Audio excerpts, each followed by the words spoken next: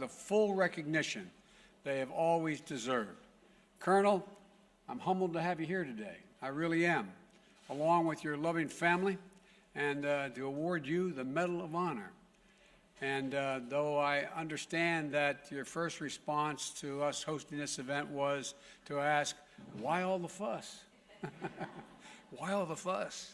Can't they just mail it to me? I was going to make a joke about the post office, but I decided not to do that. Colonel Puckett, after 70 years, rather than mail it to you, I would have walked it to you. You know, your lifetime of service to our nation, as I think deserves a little bit of fuss, a little bit of fuss. You know, when I called to tell the Colonel that I had approved this award, I also spoke to Jeannie. Excuse me for using your first name, but that was my mom's name too. And you and my mom have the same eyes, although you're too young to be my mom. And they've been married for 68 years. We have something else, we have one thing in common.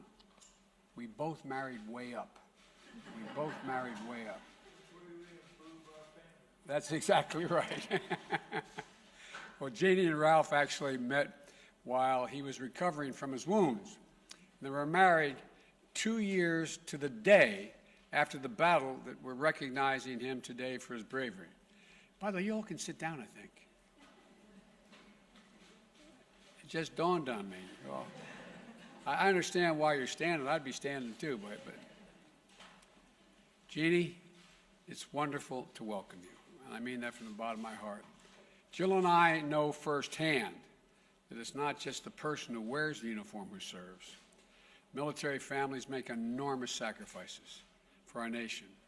So let me add our thanks to you and your life of service as well.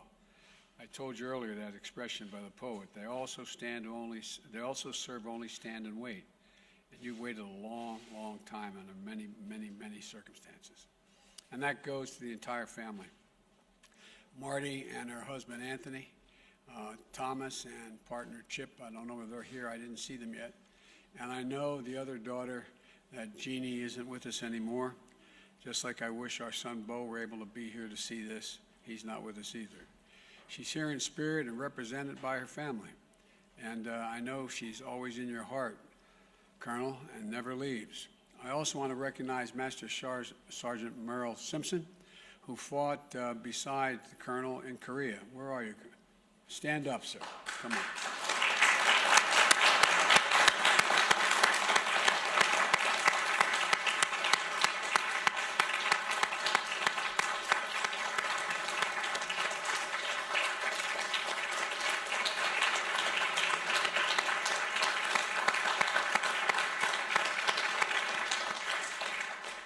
Who made the trip to Washington today to represent all of their fallen brothers from the 8th Army Ranger Company. It's an honor. It's an honor for all of their memories as well. Hill 205 was just 60 miles from the border with China, and then Lieutenant Puckett and the Rangers had their orders to take that hill. As a young officer, Lieutenant Puckett knew that something wasn't quite right. The intelligence briefing indicated that there were 25,000 Chinese troops in the area, outnumbering U.S. and Korean forces 3 to 2. And Lieutenant Puckett, though thought the numbers for the attack didn't align with the basic military doctrine, Lieutenant believed in the fundamentals. It was how he trained his men. It's how he'd handpicked them. Chosen from the ranks of cooks and clerks and mechanics to the first Ranger Company since World War II. Physical conditioning, tactical training, working as a team. Get the basics right, then build from there. But Lieutenant Puckett also believed in being there for the fight. He volunteered for the Army Corps Enlisted Reserve to try to join to fight in World War II. He volunteered to go to Korea instead of the safer posting in Japan. He volunteered for the new Ranger Company, and then he prayed, "Dear God, don't let me get a bunch of guys, good guys, killed," when he was chosen to command that company. So on the morning of November 25th, 1950, mounted on the decks of the tanks, 51 of Puckett's Rangers and 9 Korean enlisted soldiers set out to take Hill 205. To make their charge, they had to cross about a half a mile of frozen rice paddies under fire. And when the enemy machine gunners slowed the Rangers' advance, Puckett risked his life by running across the area to draw fire that would reveal where the location of the nest. He did it once, he did it again. It took 3 runs, intentionally exposing himself to the enemy to pick off the gunner. Of course, Colonel Puckett had developed a dangerous hobby, as he recounted in his book, of challenging himself to run in front of speeding cars when he was 4 years old.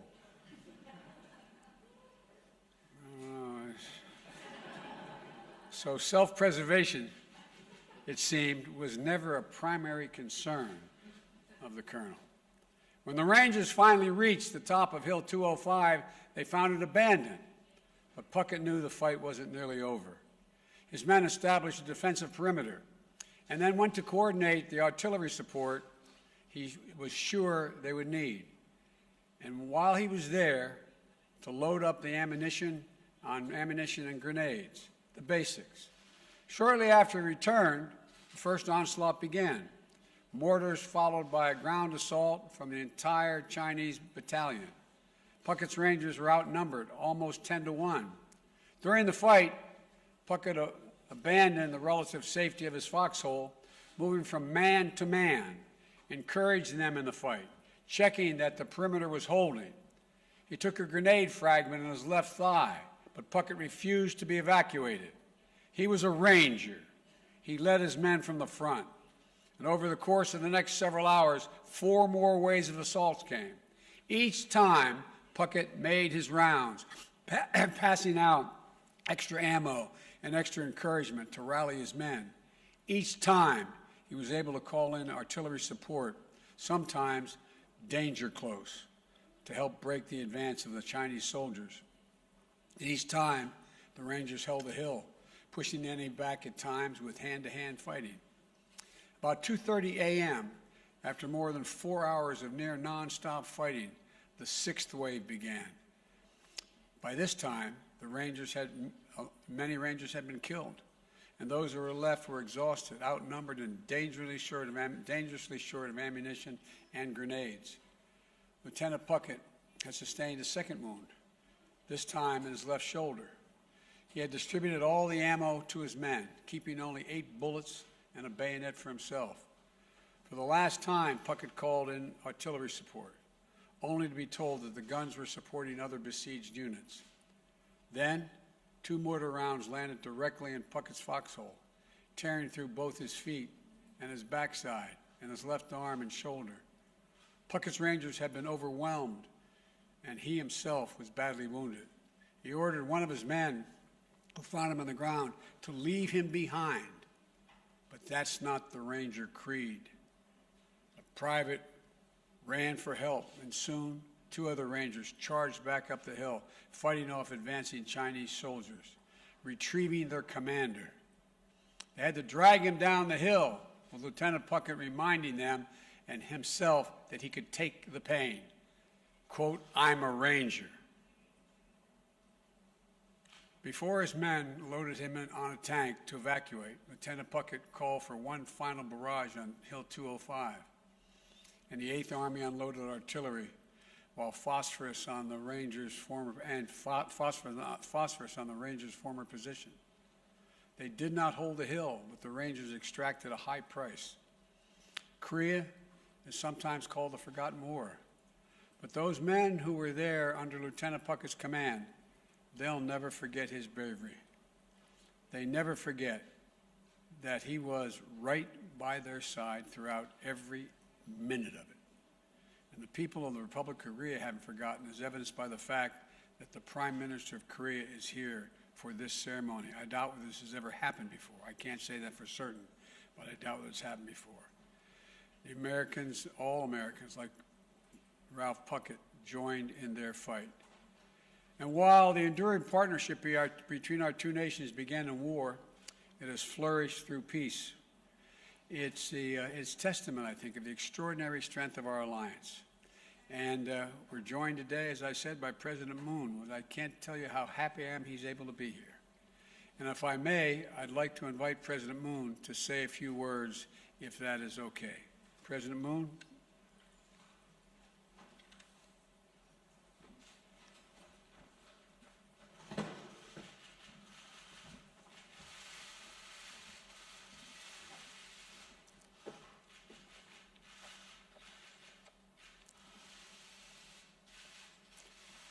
바이든 대통령님 감사합니다. 바이든 대통령님의 초청으로 랄프 파켓 예비역 대령의 명예훈장 수여식에 함께할 수 있게 되어 매우 뜻깊습니다. 명예훈장 서훈식에 외국 정상이 참석한 것은 처음이라고 하니 대한민국 대통령으로서 큰 영광이자 기쁨입니다. Mr. President, thank you for your words. I find it truly meaningful to join the Medal of Honor presentation ceremony for Colonel Ralph Puckett, Jr., U.S. Army retired, upon President Biden's invitation. I learned that I'm the first foreign leader to ever attend a ceremony of such kind. As President of the Republic of Korea, it is a great honor and pleasure. 랄프 푸켓 예비역 대령님은 한국 전쟁의 영웅입니다. 대령님은 2055 고지 전투를 비롯한 수많은 전투에서 초인적인 용기와 리더십으로 끝까지 임무를 완수하셨습니다. 대령님과 미 8군 레이저 중대 장병들을 비롯한 참전 용사들의 희생으로 한국은 자유와 민주주의를 꽃피울 수 있었습니다. Colonel Puckett is a true hero of the Korean War. With extraordinary valor and leadership, he completed missions till the very end, defending Hill 205 and fighting many more battles requiring equal valiance. Without the sacrifice of veterans, including Colonel Puckett and the 8th Army Range Company, freedom and democracy we enjoy today couldn't have blossomed in Korea. 푸켓 대령님은 아까 제게 당시 한국은 모든 것이 파괴되어 있었다고 말씀하셨습니다. 그렇습니다. 한국은 전쟁의 폐허에서 다시 일어섰습니다. 한국의 평화와 자유를 함께 지켜준 미국 참전 용사들의 그 힘으로 한국은 폐허에서 다시 일어나 오늘의 번영을 이룰 수 있었습니다. Earlier, Colonel Puckett told me that when he was in Korea during the Korean War, it was absolutely destroyed. That was true. But from the ashes of the Korean War, we rose, we came back. And that was thanks to the Korean War veterans who fought for Korea's peace and freedom. And now, thanks to their support and efforts, we are enjoying prosperity. 한국 국민들을 대표하여 깊은 감사와 존경을 표합니다. 한국 국민들은 참전 용사들을 통해 자유와 평화를 향해 전진하는 위대한 미국의 정신을 보았습니다. 참전 용사들의 용기와 희생, 우정을 영원히 기억할 것입니다. On behalf of the Korean people, I express deep gratitude and respect to them. Through the war veterans, the Korean people saw a great soul of America that marches toward freedom and peace. Their act of gallantry, sacrifice, and friendship will forever be remembered. 영웅들의 피로 맺어진 한미동맹은 한반도를 넘어 평화와 번영의 핵심 축이 되었습니다. 랄프 푸켓 대령님과 용사들은 한미동맹의 단단한 연결고리입니다. 오랫동안 건강하게 우리 곁에 머물러 주시길 기원합니다. 감사합니다. The miraculous alliance forged in blood of heroes has become a linchpin of peace and prosperity on the Korean Peninsula and beyond. Colonel Puckett and his fellow warriors are a link that strongly binds Korea and the U.S. together. I pray that they stay with us in good health for a long time. Thank you very much.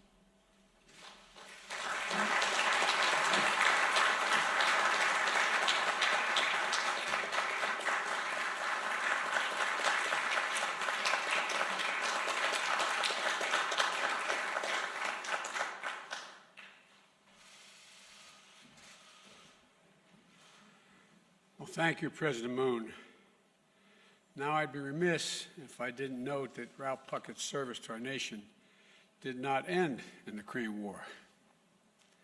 It did not end after his service in the Vietnam War, where he earned a second Distinguished Service Cross, 2 Silver Stars, 2 Brown Stars with V for Valor, and add to that, during his service, 5 Purple Hearts for injuries suffered in combat. And it didn't end. After his retirement from active duty, or his induction into the Ranger Hall of Fame, it didn't end there either. When he served as the honorary colonel for the 75th Ranger Regiment, where he'd helped a new generation of Rangers during their training missions. Even now, you can find him out at Fort Benning, cheering on the Rangers and letting them know he's there with them. Over his career, he mentored countless young people. He's always believed that all that mattered to be a Ranger was if you had the guts and the brains, that the standard he applied when he picked his first Ranger unit in Korea.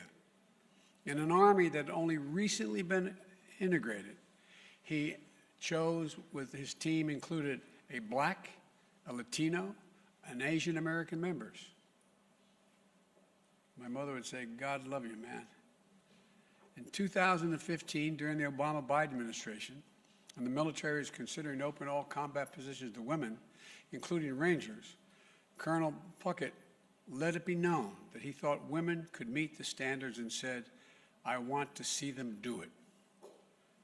He leads from the front. He leads by example. He leads with his heart. He's a Ranger. And that's how Rangers lead. That's how you lead. So now, it is my great honor to ask for the citation to be read and to award Colonel Puckett, Jr., Ralph Puckett, Jr., with the Medal of Honor.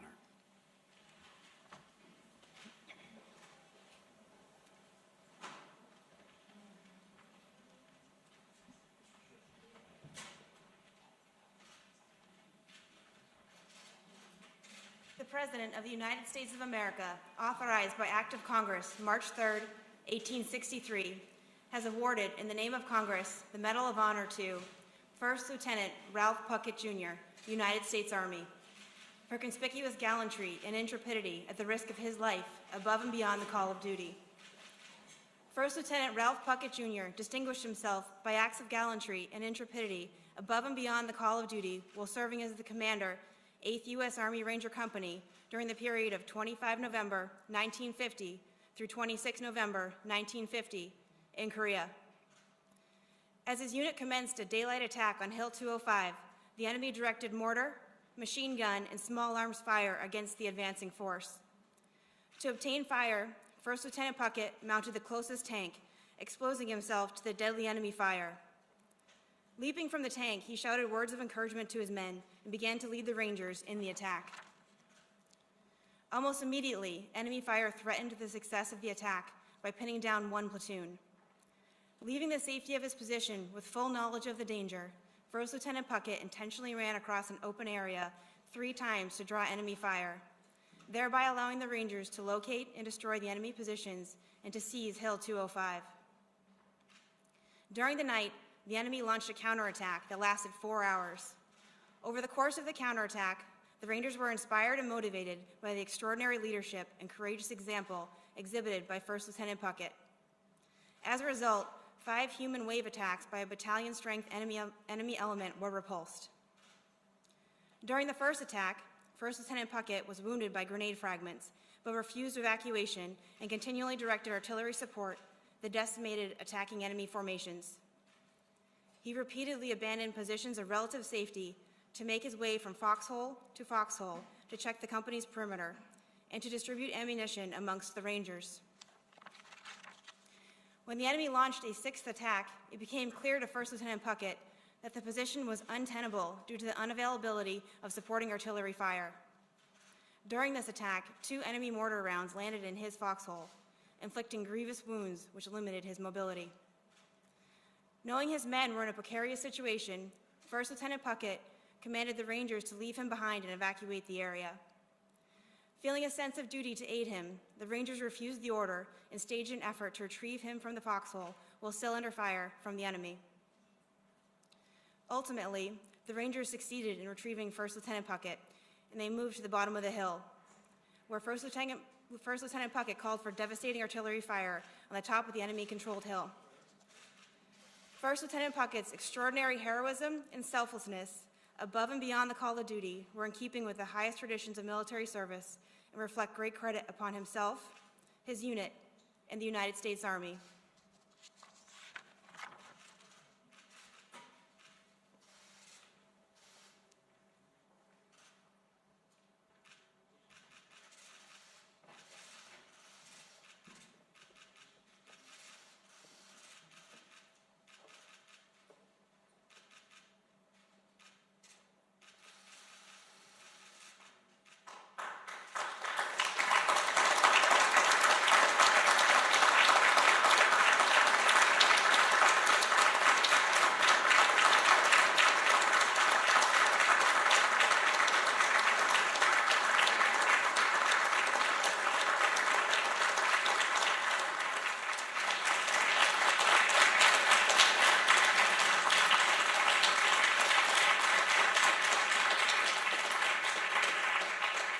Let me invite the family up. Come on, get the family up here. All of you, including the grandkids.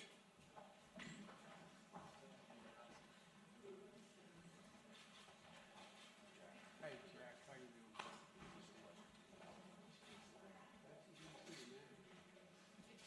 Hey, Chip. I'm Tony. Hey, Tony, how you doing?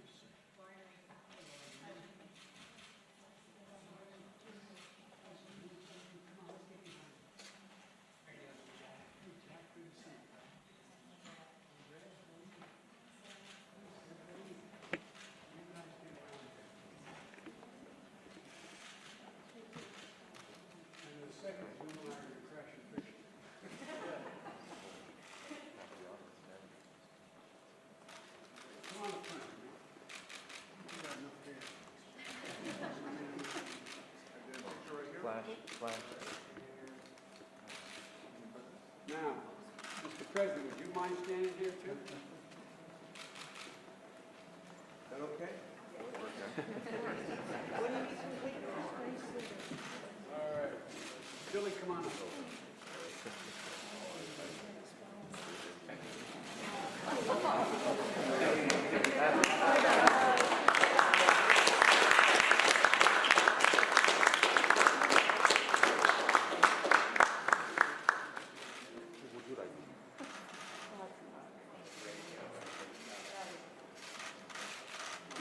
Okay?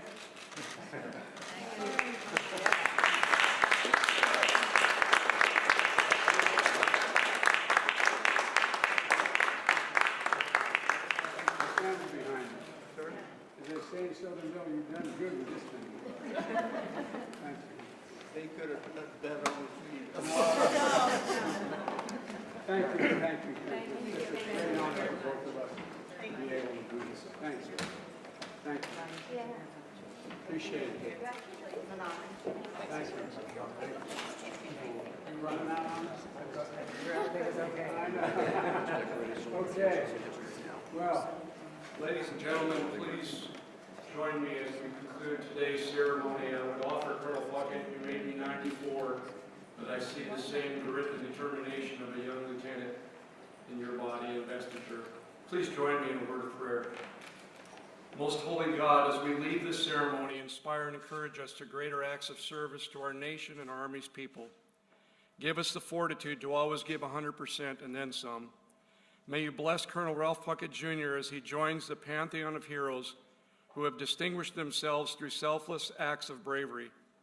May his leadership and legacy be a waypoint for us to follow. Keep us all strong in spirit and give our leaders wisdom as they serve our nation's people. Bless and protect our armed forces as they preserve our precious freedoms. Keep the lamp of liberty burning bright on the United States of America, our allies around the world as well. I ask these things in your most blessed and holy name. Amen. you're not here to break military protocol, but come on up and say hi. The Vice President's standing. What am I talking about? Vice President?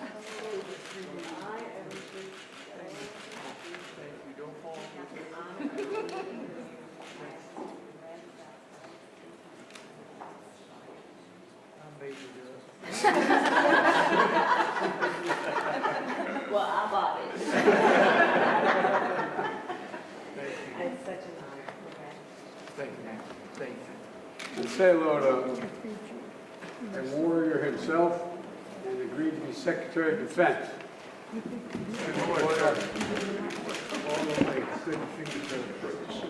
Thank you. Thank you for what you do. Always continue to do for us. Come on, big guy, get up here. Put you two guys together, you may start a war.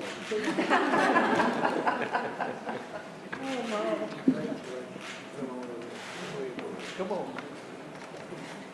Get that picture?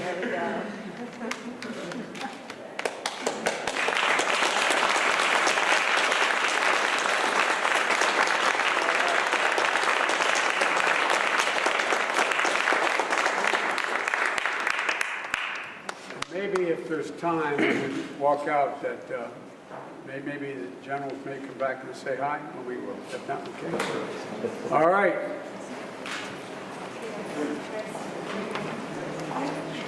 Okay. Gentlemen, please remain seated for the President and Vice President